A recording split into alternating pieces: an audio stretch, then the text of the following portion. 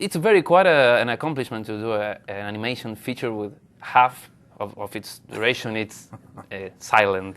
It's funny. I never thought of it that way, and maybe that's why it comes out the way it does. I always thought of it as a foreign picture, in that these characters speak differently than you and I. They speak, but they speak based on how they're built. So Wally speaks with a low-tech electronic robotic language, and Eve speaks with a high-tech, and so they even speak slightly different dialects. And so I always pictured it as very dependent on sound. I don't think silence has anything to do with it, frankly. I think you think it's silent only in the sense that you're not hearing your language, but sound is actually carrying a lot of your attention and helping you understand what's going on. It's just being used in a sort of different way than you're used to.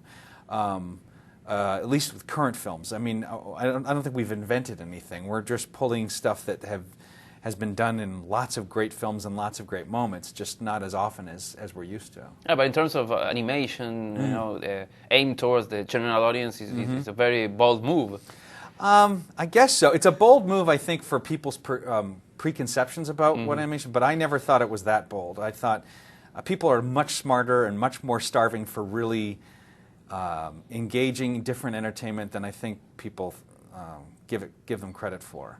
Because I consider myself an audience member, and this is the kind of film I'd like to see. So it's the same sort of gut or little voice that we've used for any of our pictures. So I don't feel like, in a weird way, this is that different of the kind of movie that we would be making than any of the other movies. But I do think it's the most challenging film against people's preconceptions. What has changed in your conception of the movie now that Pixar is the king of animation, and then you're Disney and you're head of Pixar? Yeah. So what do you think about how does you turn not to make too egotistic with that, because it's something you have to be very conscious of and make sure that you don't get cocky, that you don't get complacent, that you stay hungry, that that the reason I think we ever got here is because we never took our eye off the ball. It was always just make a great movie and make something that doesn't feel like it's the same old, same old. It's something fresh.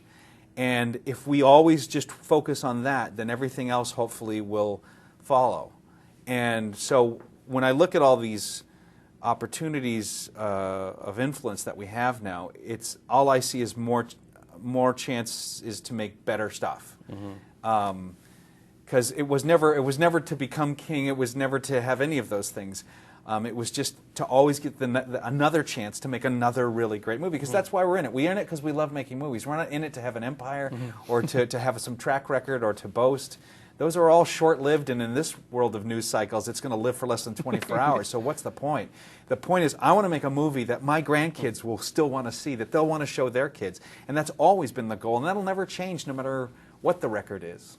This is the first time you work with a live-action director of photography, that Roger Deakins. Yeah. So what's his input, and why do you choose to call him? Because I knew I wanted, because I knew that the idea was so original and out there, I needed things that felt, to counter it, I needed things that felt familiar, that you didn't feel, I felt like, if you made it look a little weird or different and stylistic, and the camera was going all over the place in weird ways that only a computer camera go, everything would be too weird and original. So I needed to sort of counterpoint it with something that was just grounded. So I thought, working with Roger Deakins, who was one of the best cinematographers out there, we could get advice about how he thinks about just applying the camera to an everyday shoot of any sort, how he lights, so that we could sort of raise our game and make our cinematography feel as familiar as it does for any other movie that you see, so that in a weird way it might trick your mind and going, oh, we're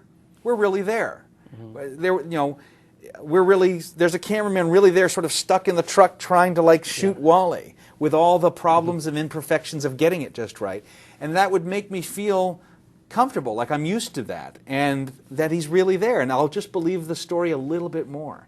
So the reason we talked to Roger Deakins was because we wanted the best advice on cinematography that we could get, and he's who we knew. What do you think is the future of animation in terms of what you work in and what you know or what you're heading towards?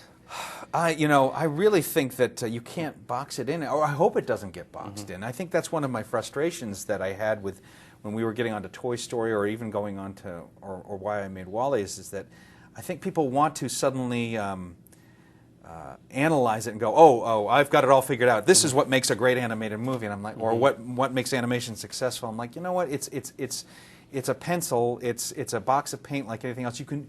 It's a reflection of the artist, and so that means that the more different artists you have on it, or trying to make these films, the more different kinds of movies hopefully you'll get, and hopefully you won't be able to put it in a box. And so I hope that animation goes places I've never could think of. I hope somebody else sort of keeps moving it forward.